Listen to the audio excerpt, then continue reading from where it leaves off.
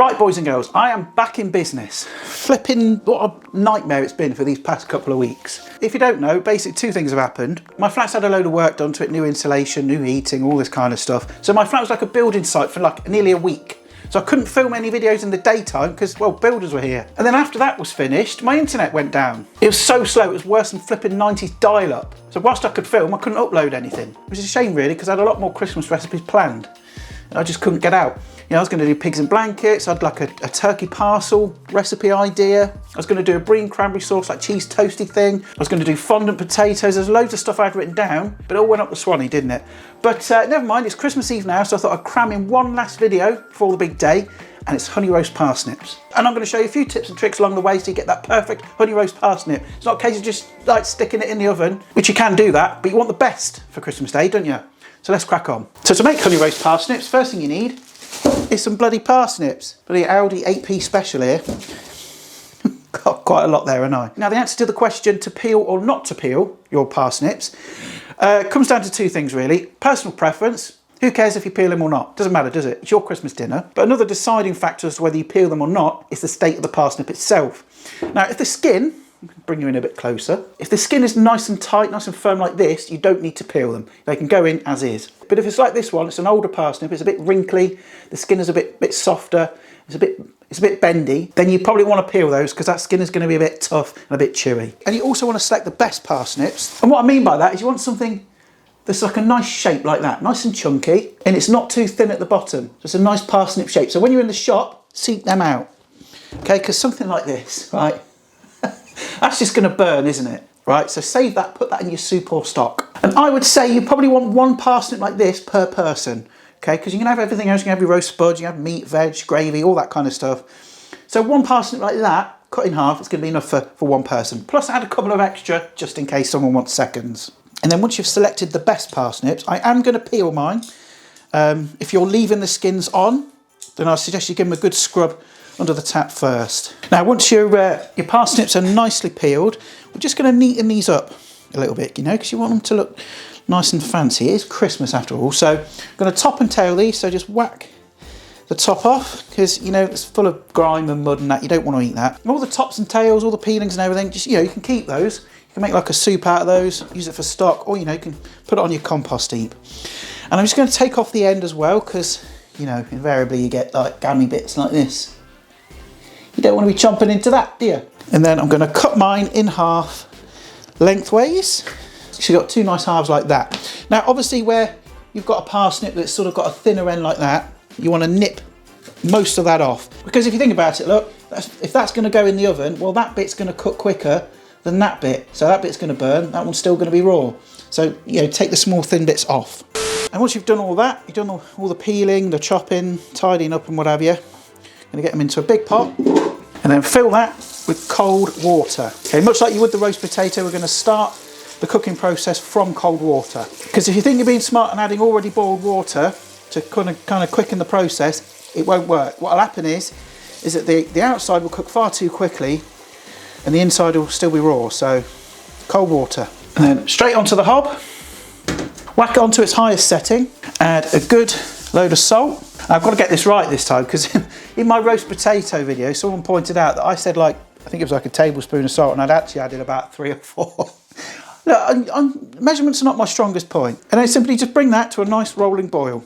And once the parsnips have come to the boil like this, just turn them down to a simmer and then gently simmer these for about 15 minutes, okay? They're going to take a little bit longer than potatoes because they're quite a tough veg, but just until they're fork tender, like you would a roast spud. Okay, and once they're nice and tender, we're going to take them off and then just drain them into a colander. Now you see all that steam coming off? Right, that's moisture, okay? And much like a roast potato, moisture is the enemy of a good roast parsnip. So just going to leave those to sit there for a couple of minutes just for most of that excess steam to evaporate off. And I'm going to preheat my oven to about 190 degrees C. That's a fan assisted. I'll put conversions up on the screen. And look, oh shit, I've fixed my cupboard. Look, put the door back on. It's only been like 3 months since that was broke. Then I'm going to grab myself a sheet pan, use a roasting tray, whatever you've got, and then just going to whack them on the tray. Oh, that's still a bit hot actually. Oh, of course they have, they just come out of boiling hot water, Adam. And next I'm going to drizzle over some veg oil. You could use like beef dripping, duck fat, goose fat, whatever fat you've got. And then just kind of move them around in the oil. Okay, and then just arrange them nicely on the roasting tray. And these little suckers can go into the oven. In they go.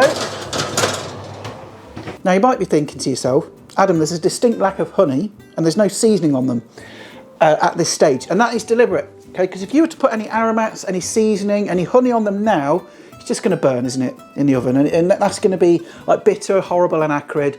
And your parsnips are going to be shite. So we're going to leave those to roast in the oven for about 20 to 30 minutes. And then about the sort of last 10 minutes or so, we're going to add the other stuff. So now's a good time to pour yourself a beverage. Right, so we are about sort of halfway there. So we're going to pop these out for a second. Probably a good idea to open your windows, get your extractor on, but hey ho. Oh, try not to burn your fingers on the hot tray, Adam. It's a really good idea. Oh yeah. Right. Come closer. Now, you can see they're just starting to caramelise and roast up nicely, so we're going to turn these over. And then I'm just going to pop these back in for about another 10 minutes or so. So I'm going to get all my seasonings ready. So I've got some salt, pepper, I've got some thyme there, and some honey. You don't need to have any expensive posh honey for this, it's not going to make a difference, but just some nice, decent, all-round honey is fine. And I'm just going to take some fresh thyme, a few sprigs of that, and I'm just going to pick off the leaves, the buds or whatever they are. You don't really want to bite into a twig, do you? And I'm just going to run my knife through it, just to kind of chop it up, make it nice and fine. You just want to go that little extra step, don't you, at Christmas? Right, so these are not far off, so I'm going to take them out again. I need to clean the flipping oven again. So now we can start adding the seasonings, okay? So I'm going to add some pepper, a good pinch of salt, and then a good wadge of nice runny honey. I mean, look, in terms of measurements, I would say with this, you know, you don't need to be too like precious with it. Just enough until it makes your heart happy. Okay, and then we're going to turn those in, that lovely honey and the seasonings, get everything kind of coated. And then I'm going to wadge these in again for about another 10 minutes or so. Now this step is crucial, okay? You've got to keep an eye on them. Don't run off into the living room and start smashing sherries with, you know, Auntie Judith and chatting to Uncle Tony, right? You've got to keep an eye on them because remember, honey is sugar. Okay, if you leave them and forget about them, all of a sudden your parsnips are burnt and they're going to be bitter, horrible and acrid. And everyone's going to be disappointed and you're going to get the blame. Believe you me. And they're already cooked at this point, so you don't need to worry about that. We're just caramelising that honey so they're nice and golden brown. And I think, yeah, about 5-10 minutes. Right, let's get these suckers out for a final time. Now, I think we are done. We can shut all that off. Oh yes! Look at the state of those. Now you can take them a bit further if you want a bit darker, you can do that, but that is absolute perfection for me.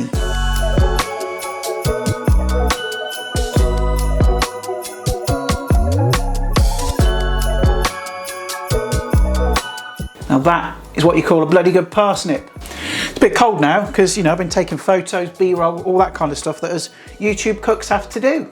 But let's give it a try. I tell you what, you make these on Christmas Day, everyone's going to be happy. A little tip for you, don't tell them it's my recipe. No, claim that victory for yourself. But they are stunning. Sweet, salty and parsnippy. So there we go, honey roast parsnips, okay? So as long as you follow my simple steps, a few techniques, tricks, you know, watch out for that honey burning at the end and your parsnips will turn out beautiful. Now I'm going to go in a second, but don't go yet, okay? Because I've got a couple of things I want to say. And the first thing is obviously I want to wish you a very Merry Christmas, okay? I hope your day is full of cheer, love, happiness, the kids are happy, mum, dad's happy, granny's happy, uncle and auntie are happy, okay? You're full of festive food and drink and no one's arguing who's going to watch what on the telly. But on to my second point is, you know, well, I don't have to worry about you guys, do I, okay? If you're going to have a wonderful Christmas and it's happy, great. But I want to talk directly to the other people out there that are not going to have such a nice Christmas. Christmas can be quite a somber, melancholic time for a lot of people. It can be quite sad, it can be traumatic for a whole host of reasons. You know, it could be trauma, broken families, broken relationships. We just hate Christmas, you're vulnerable. There's a whole host of reasons as to why people don't like Christmas or they struggle. And if you're one of those people that's going to be at home, perhaps on their own, you're just not feeling it, you're feeling quite sad and melancholic, for whatever reason it is, I hear you, okay? I love you and your feelings are valid, okay? You're not obliged to participate in any of this, and you'll be in my thoughts tomorrow, I promise you that. We all go through it, you know. I'll certainly be thinking about a very special person tomorrow, someone I wish I could be with on Christmas Day, but I can't. But also, if you know someone like that, if you know someone that's vulnerable, that's going to be on their own, that's feeling a bit sad, give them a phone call, okay? Send them a text, take them some food round, or invite them into your home, because Christmas can be a real struggle for a lot of people, so just bear that in mind. And then lastly as well, if you want to donate to the channel, if you want to support me, buy me a festive beer, because Lord, I flipping need one after the past few weeks that I've had. I'll leave a link down below. I'll leave a pinned comment as well. You can throw a few pennies at me if you wish.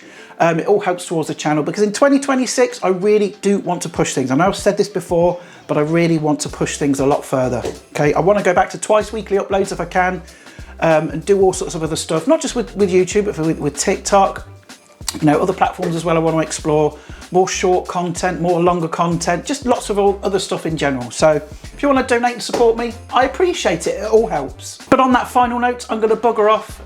Well, eat a load of these parsnips, but I'm going to give some to Jordan outside. Is she there? She is.